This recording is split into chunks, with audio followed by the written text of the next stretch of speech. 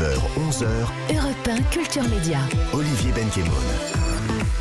Connaissez-vous les néonicotinoïdes, mot barbare mais réel, pesticides à l'origine de la mort de millions d'abeilles? De nombreux débats et reportages leur ont été consacrés avant le vote d'une loi en 2016, actant leur interdiction en France.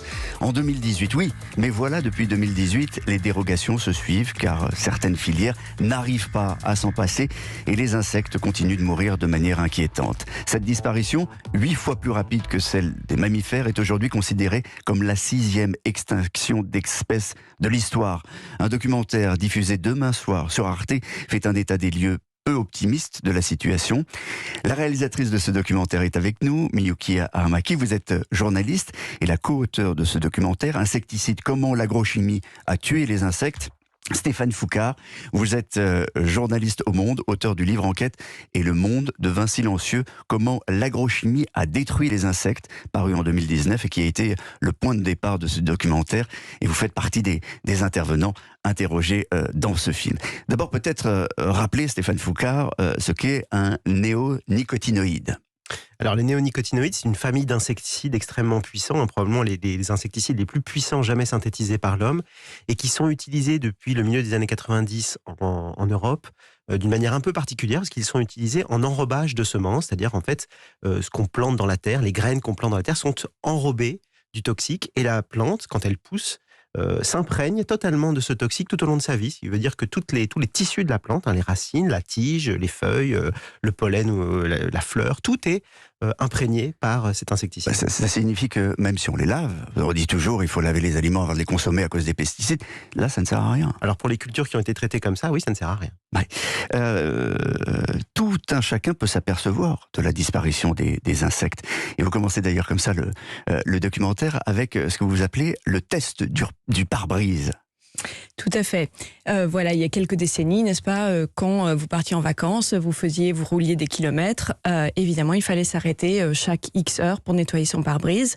Et ça, c'est quelque chose qui aujourd'hui a totalement disparu. Et quand on en parle aux gens qui ont en effet 40, 50, 60 ans, tout le monde dit « Ah bah oui, c'est vrai, j'avais oublié ». Moi, je me souviens très bien voilà. de ces petits insectes.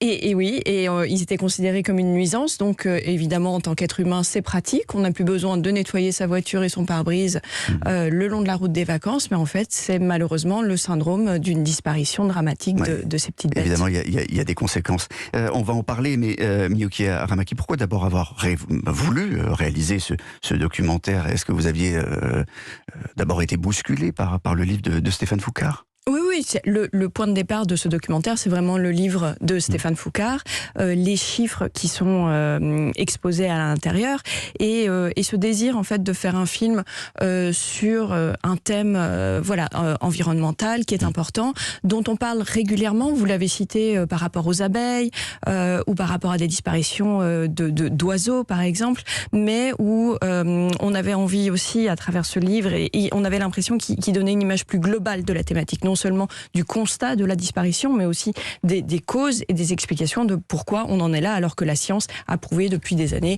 que c'est un problème. Il y a une chose, quand on fait un livre, et un livre en enquête, on a des tas d'intervenants, parfois qui parlent sous couvert de l'anonymat, ou qui ne parlent pas directement. Quand on fait un film, en revanche, il faut des intervenants face caméra.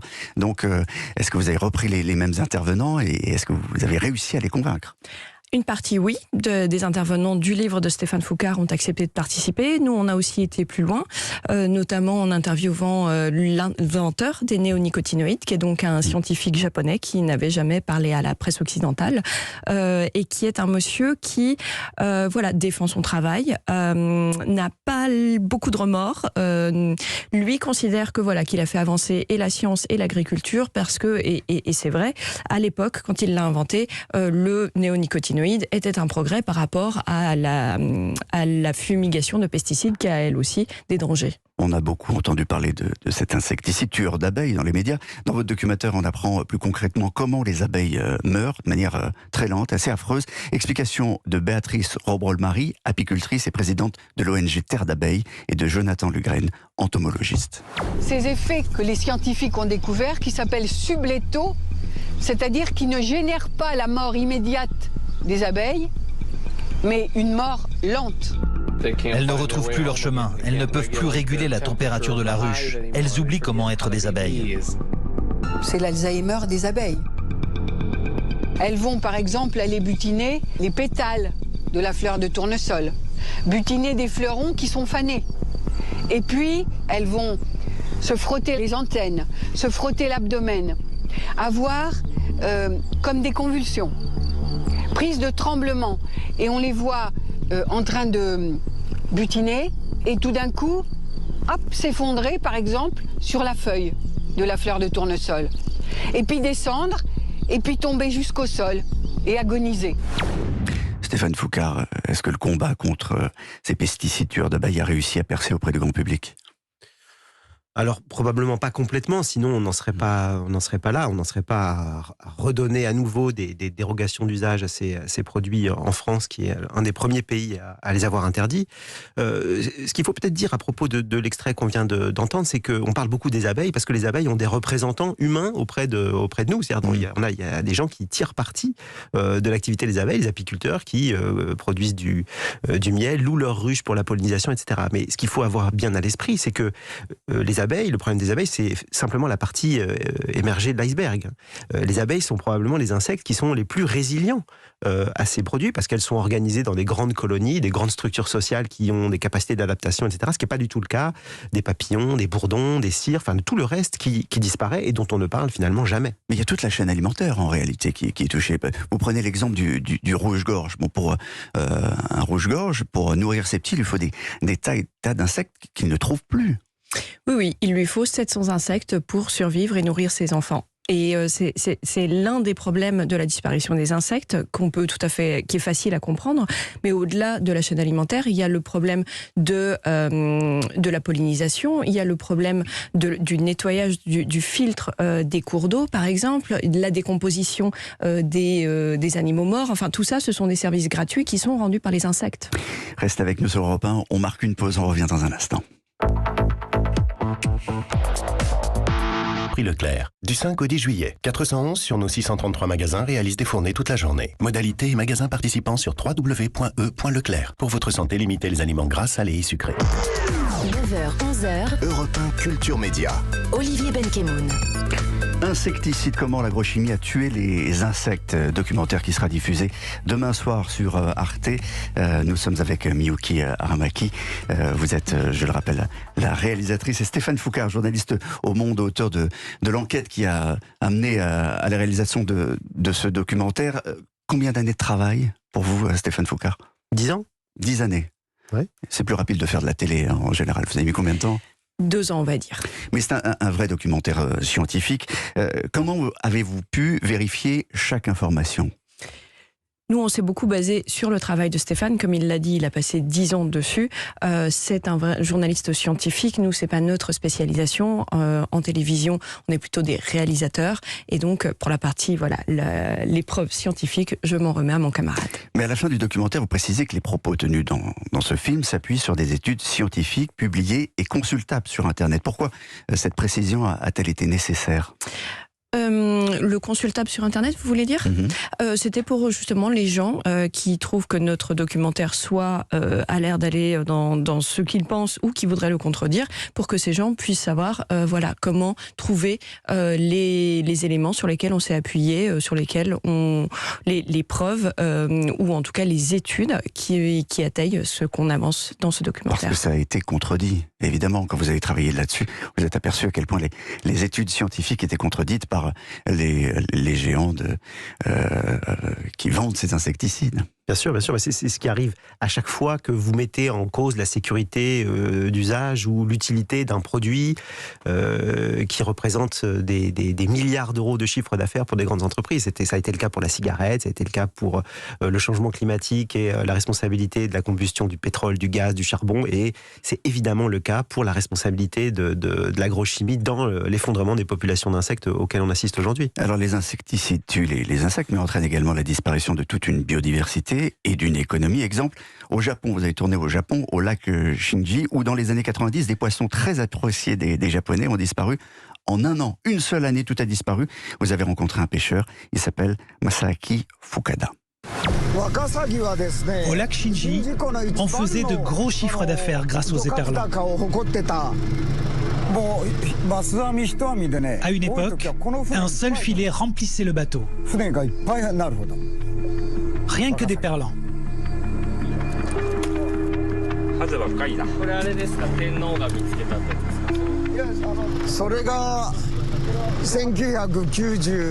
En 1994, les éperlans ont tout à coup disparu.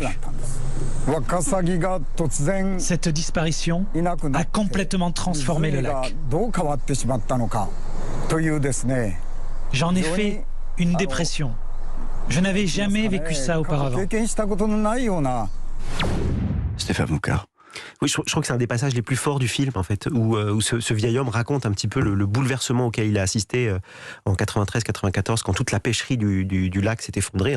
On parle de plus de 300 tonnes par an de poissons qui étaient ramenés. La pêcherie était gérée de manière durable. Chaque année pourvoyait énormément de poissons. Et vous posiez la question tout à l'heure des preuves, de la véracité de ce qu'on raconte.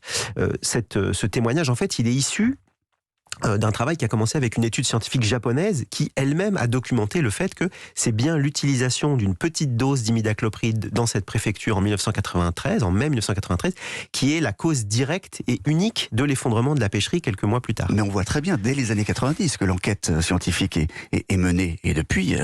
Alors, oui et non. Parce que c'est ça qui est très intéressant dans cette histoire, c'est qu'on réalise parfois les choses avec retard, et en particulier sur cette histoire du lac Shinji et de la pêcherie qui s'effondre. Les événements se déroulent au moment de l'introduction de l'imidaclopride, donc un de ces fameux néonicotinoïdes en mai 1993, mais la publication scientifique n'intervient qu'en 2019, donc 25 ans plus tard. Et avant 2019, ces pêcheurs du lac Shinji ont vu leur pêcherie s'effondrer sans avoir la moindre idée de ce qui s'était produit. Il y a l'alerte incontestable sur la disparition des insectes, mais il y a aussi tout un secteur économique qui dit ne pas pouvoir se passer de ces produits. Je parle évidemment d'une très grande majorité des agriculteurs. Vous êtes allé à la rencontre d'un agronome italien, il s'appelle Lorenzo Furlan, qui a fait des études comparatives sur la longue durée entre des parcelles sous insecticides et d'autres sans traitement, et les résultats sont spectaculaires. Dans 99% des parcelles que nous avons suivies, semées depuis des décennies, il n'était pas nécessaire d'utiliser un néonicotinoïde. Mais il n'était pas nécessaire d'utiliser un autre insecticide. En fait, il n'y a jamais eu besoin du moindre insecticide. Point final. Le même travail, en fait, a été fait au Canada, sur le soja, ou de la même manière. On se rend compte que dans 95% des cas, ces produits ne servent à rien puisqu'il n'y a pas les ravageurs contre lesquels ils sont censés lutter sur les parcelles traitées. C'est inadmissible que pour un risque de 1%, on traite l'ensemble du champ avec un impact environnemental élevé, des coûts élevés et aucun bénéfice pour l'agriculteur et encore moins pour la communauté. Stéphane Foucard, si cela ne sert à rien, comment expliquer que l'ensemble des agriculteurs dits conventionnels disent ne pas pouvoir s'en passer? Alors c'est beaucoup de la force de vente, c'est beaucoup parce qu'on vend ces produits et qu'on a des bons arguments pour les vendre aux agriculteurs qu'ils continuent à les utiliser, en tout cas à les utiliser aussi massivement et de cette manière-là. Il faut bien comprendre que ce sont des produits qui sont en réalité des assurances. Ce ne sont pas des produits qui sont utilisés pour lutter contre un ravageur lorsque le ravageur survient sur la parcelle. C'est un petit peu nous, les profanes, l'idée qu'on se fait de l'utilisation de l'agrochimie. Quand l'agriculteur voit un ravageur, eh bien, il utilise le produit. Voilà. C'est préventif. On est sûr de ne pas avoir de ravageurs. Absolument. C'est la garantie de ne pas avoir de voyageurs. Aucune firme agrochimique n'a souhaité répondre à vos demandes de tournage. Les arguments ? Les arguments, ils étaient assez basiques, de dire qu'ils ne sont pas le principal vendeur, qu'il faut s'adresser à leurs syndicats, à leurs représentants, qu'ils sont là pour ça. En gros, la plupart des entreprises n'ont même pas vraiment répondu. Mes mails sont juste tombés dans l'oubli. Que font les agences réglementaires ? Que fait le commissaire européen aux pesticides ? Officiellement, ils interviennent. Le problème, c'est qu'à ce niveau-là aussi, il y a du lobbying. Et donc, les agences réglementaires mettent en place des tests. Il faut des années et des années pour déjà déterminer comment les tests peuvent être développés, quelle est la bonne dose de pesticides à autoriser ou pas. C'est énormément de travail et pour ça, il faut aussi des spécialistes au sein des institutions européennes qui comprennent quels sont les enjeux derrière. Et vous parliez des effets sublétaux au début de l'émission, avec voilà la mort de ces abeilles qui est lente, qui n'est pas immédiate. C'est des effets qui sont beaucoup plus difficiles à prouver. Et donc du coup, il faut que les tests soient adaptés à ces effets sublétaux. Alors, on a vu les effets sur les insectes, sur l'homme. Il y en a ou pas ? Il y a très peu de données en fait sur l'effet de ces néonicotinoïdes sur l'homme.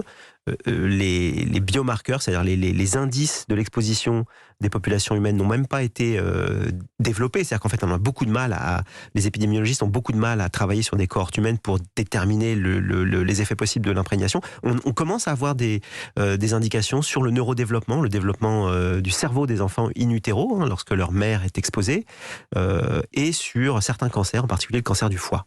Merci Stéphane Foucard, merci Miyuki Aramaki. Insecticide, comment l'agrochimie a tué les insectes, c'est à voir demain soir à 20h50 sur Arte, c'est absolument passionnant.